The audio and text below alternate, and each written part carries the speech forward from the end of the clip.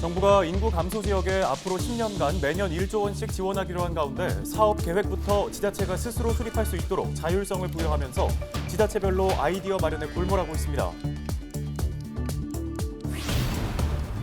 경기도의 코로나19 신규 확진자가 5만 1,320명 발생해 전일보다 2,200여 명 줄었지만 이틀 연속 5만 명대를 기록하며 확산세가 이어지고 있습니다. 녹색 생태도시란 주제 아래 진행되는 의정부의 사업 중 부용산 문화공원 조성 사업이 있는데요. 의정부를 넘어 대한민국의 랜드마크가 될 공간으로 만들 보관이 제기돼 이목이 모이고 있습니다. 얼마 전 경북 영덕에서 발생한 산불 원인이 농업용 반사필름으로 알려진 가운데 농촌 곳곳에 방치되거나 무단 소각되고 있는 반사필름에 대한 관리 감독 필요성이 제기되고 있습니다.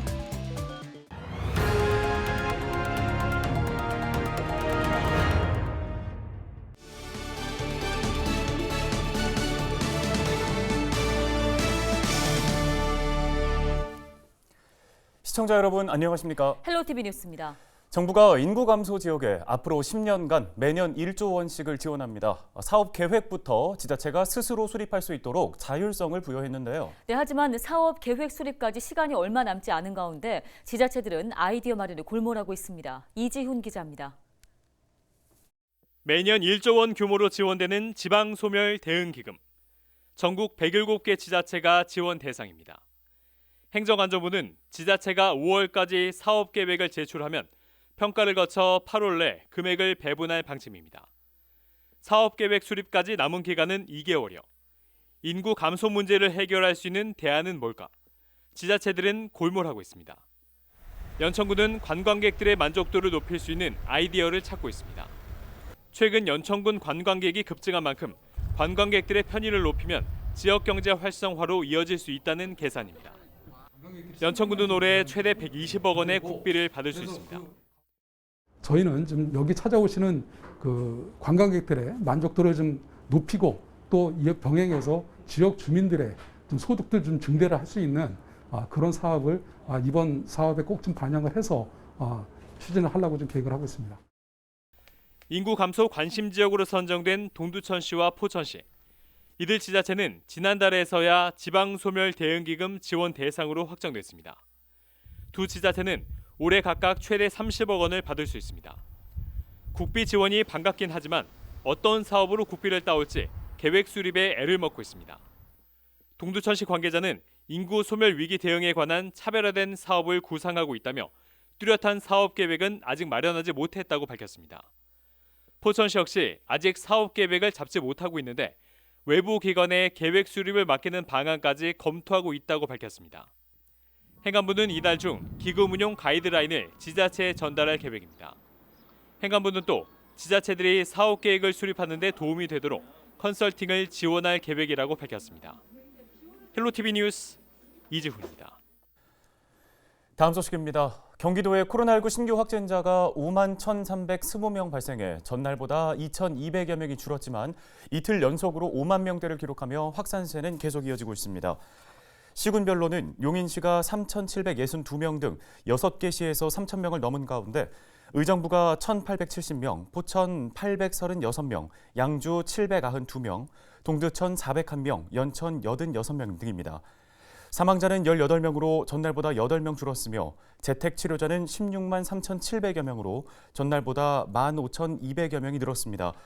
중증 환자 병상 가동률은 42.7%로 전날보다 2.1%포인트 높아졌습니다.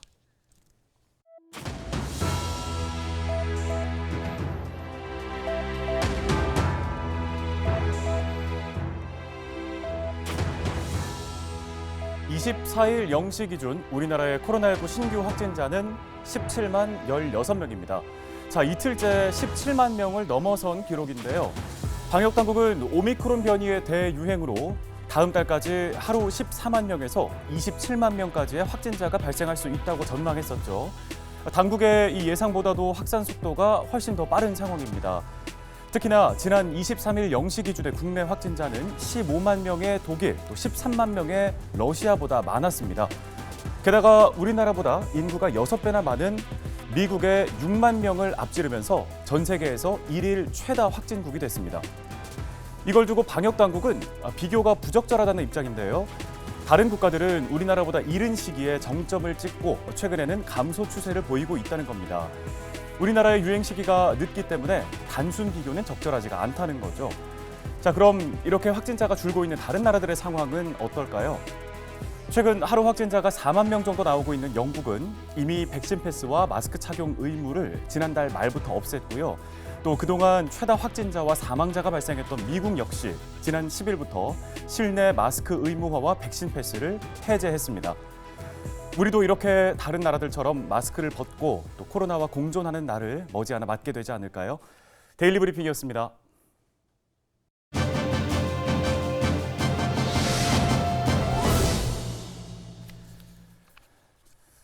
녹색 생태도시라는 주제 아래에 진행되는 의정부의 사업 중에 부용산 문화공원 조성 사업이 있습니다. 의정부를 넘어서 대한민국의 랜드마크가 될 공간으로 만들 보관이 제기되면서 이목이 쏠리고 있는데요. 네, 의정부시의회 김정겸 의원을 연결해서 관련된 이야기 나눠보겠습니다. 의원님 안녕하십니까?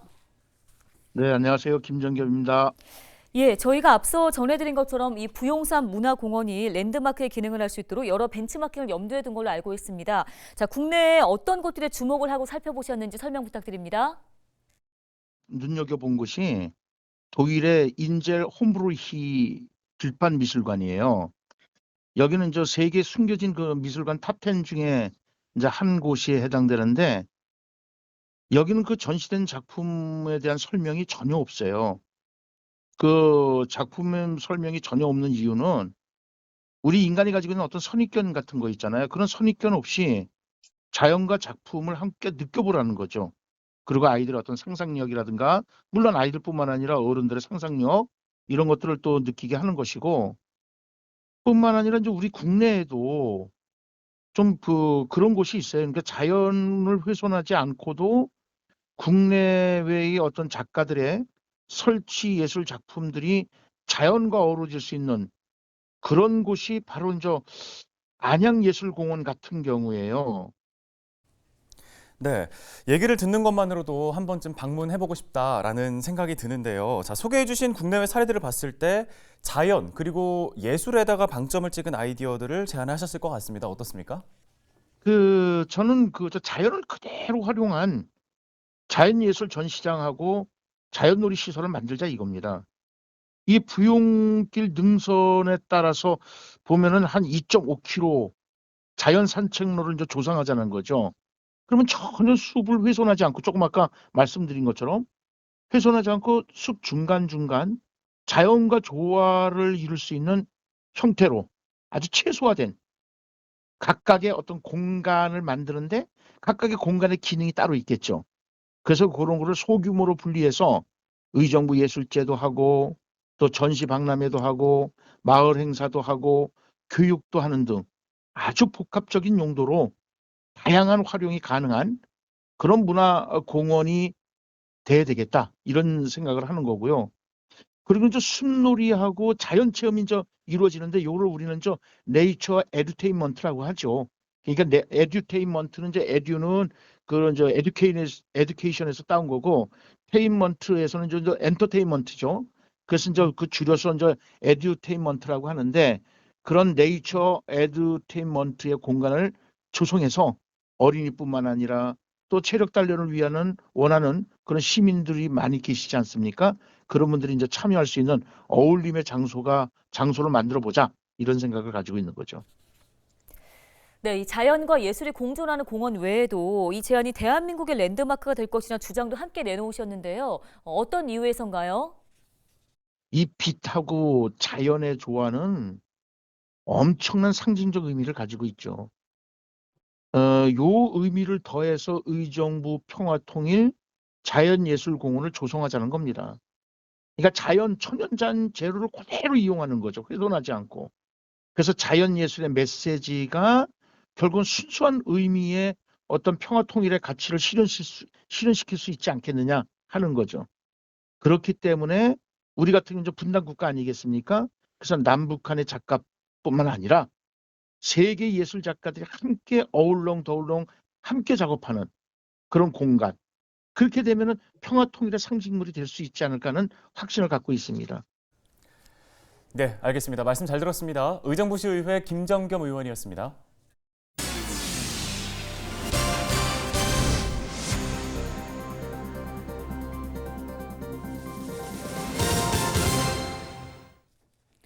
다음 소식입니다.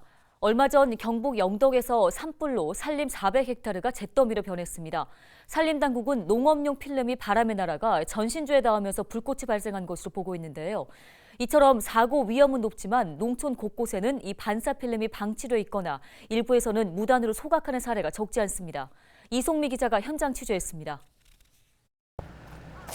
강원도 화천군의 한 사과 재배 농가. 수확이 끝난 과수원 구석에 농업용 필름, 일명 반사 필름이 겹겹이 쌓여 있습니다. 폐기하지 못한 농자재들은 돌돌 말린 채 그대로 얼어붙었습니다. 과수작물 밑에 깔아 사용하는 농업용 반사 필름.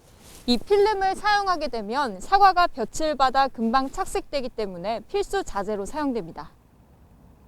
인근의 또 다른 농가에서는 폐기하지 않고 소각한 흔적도 쉽게 찾을 수 있습니다. 사용하는 양이 워낙 많다 보니 과수 농가마다 처리 방법을 놓고 골머리를 앓는 겁니다. 실제 지자체가 시행하고 있는 영농 폐기물 수거 대상에서 농업용 필름은 빠져 있습니다. 때문에 대형 종량제 봉투에 담아 버리거나 농민들이 직접 소각장으로 운반해 처리해야 합니다. 처리 비용이 만만치 않다 보니 몰래 소각하거나 방치하는 경우도 적지 않습니다. 재활용은 그냥 폐기물 그거 두 가지만 해.